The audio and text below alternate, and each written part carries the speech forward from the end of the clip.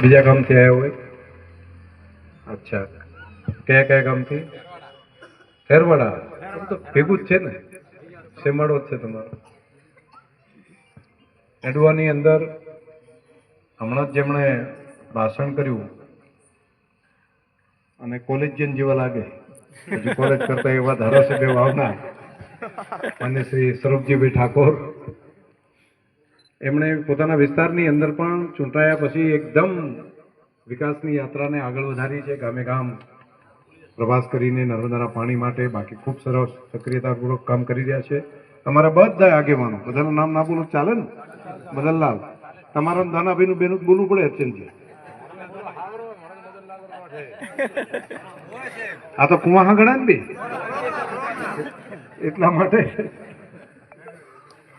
હા અનાજી, હા હા, આમ બરાબર કઈ ફરિયાદો નથી ને એની, નહીતર અમારે પૂછવું હોય બે જ જગ્યાએ પૂછાય. એક એમના ગામમાં પૂછવું પડે, બીજું અહીંયા. બધા આગેવાનો, બધા અધિકારીશ્રીઓ, વાલા ભાઈઓ બહેનો, પ્રિય યુવાન મિત્રો, શહેરોની અંદર હોય એ પ્રમાણેની શાળા, પ્રાથમિક શાળા આપણા ગામની અંદર અત્યારે છે, જીવતી જાગતી ઊભી છે. એનું આજે લોકાર્પણ. આવી સુવિધાઓ અમે ભણતા ત્યારે નહોતું. એ ટાઈમે એ સમય નહોતો ત્યારે તો આવા 3 માળના બિલ્ડિંગ જોવે ને તો બહુ મોટા શહેરમાં જવું પડે.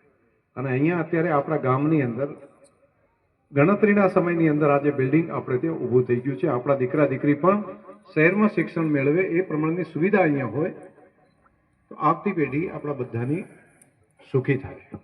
આ શિક્ષણનું કામ આપણે હાથ ઉપર લીધું છે. બીજું, હમણાં 66 કેવી આપણા ગામની અંદર આપણે મંજૂર કરીએ છીએ તો આજુબાજુના બધા ગામને લો વોલ્ટેજ વાળો પ્રશ્ન છે બધો પૂરો થઈ જશે. એનો પણ ખર્ચો કરોડોના ખર્ચે થશે. તો આ કામને પણ આપણે મંજૂરી આપી છે અને બહુ મોટું કામ, એનો આખા વિસ્તારને ફાયદો થવાનો છે, પણ ખાસ કરીને આપણા આ ગામોને વધારે ફાયદો થવાનો છે. અને એ કામ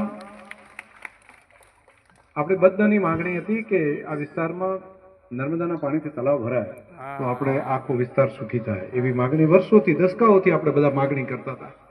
દરેક જ્ઞાતિ સમાજની આ માંગણી. દરેકને એવું લાગે કે જો એકવાર તળાવ ભરી જાય, પાણી આવે ને જો નર્મદાનું, તો આખો વિસ્તારની શકલ બદલાય.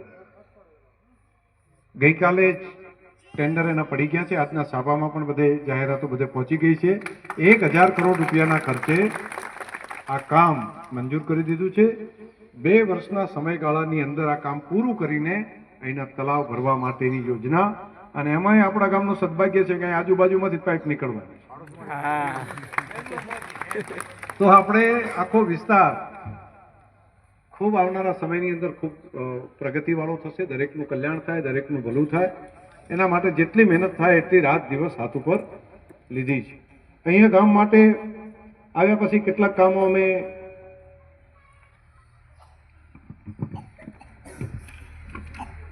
છેલ્લા 2 વર્ષની અંદર મંજૂર પણ કર્યા છે. એની પણ જાણકારી તમને બધાને આપું.